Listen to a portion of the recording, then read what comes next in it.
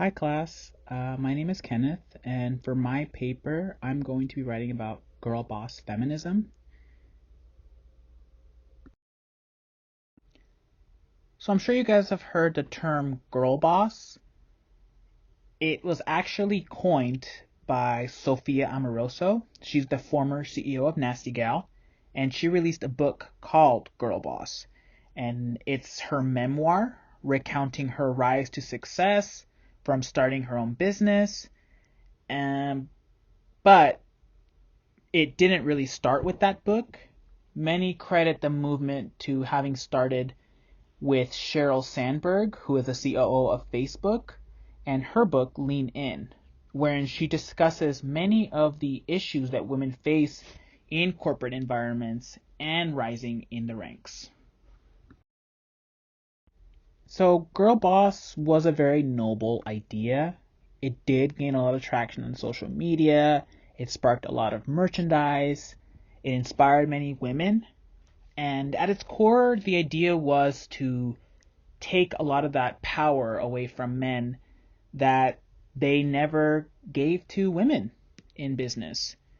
And a lot of the girl bosses at the time who really pushed the movement along saw themselves as social justice promoters and women who were going to lift other women up.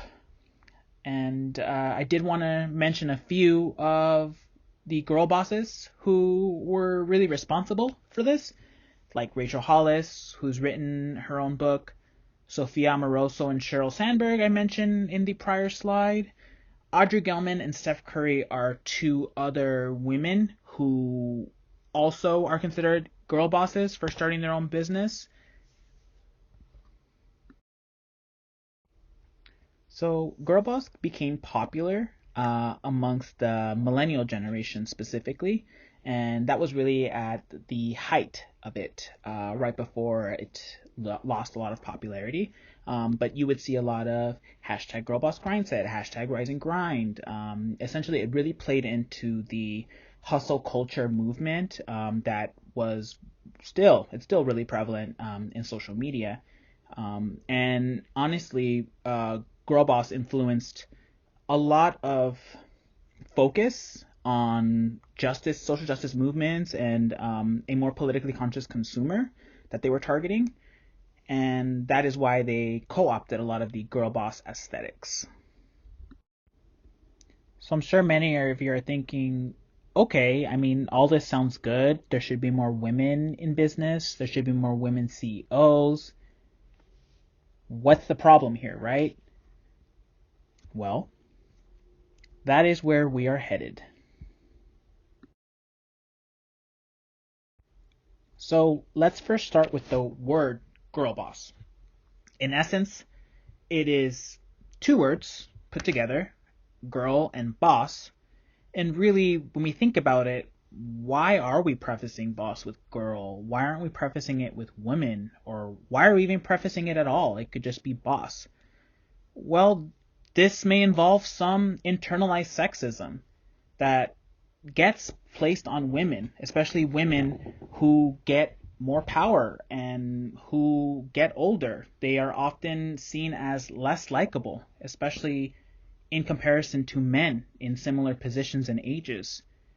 So, really, the term is implying and exemplifying power as a boss, but girl is making it less threatening and therefore more likable. So I think a lot of the problem that many have with the girl boss culture or girl boss movement is really in the fact that its goals were to dismantle the patriarchy, and instead it's really just promoting a different form of the patriarchy. Many of the women who rose to positions of power during this time and were, girl bossing, were white women. And many women of color still were in similar positions of power and were not really uplifted by other women.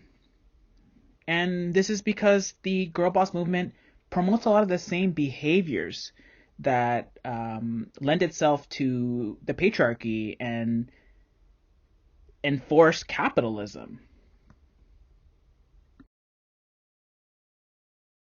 So I think one of the biggest issues with girl boss feminism that I feel really lends itself to its demise is in the fact that as more women rise to these positions of power, they're being held to different standards than their male counterparts.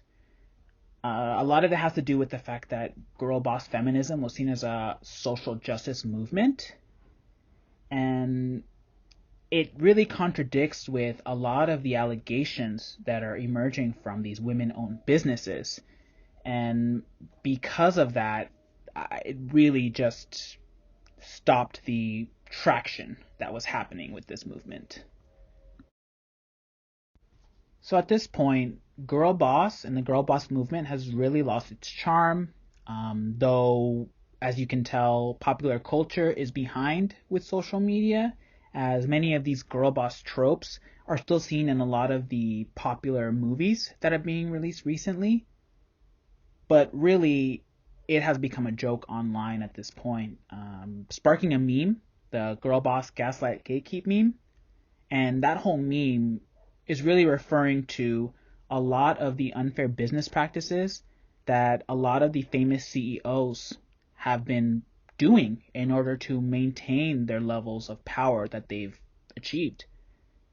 It is also referring to a lot of the hollowness in these companies that these women have started, as many of them started it merely for profit and not really to uplift other women. So what's next, right? We've seen the rise and fall of Girl Boss. We're aware of the issues surrounding the movement.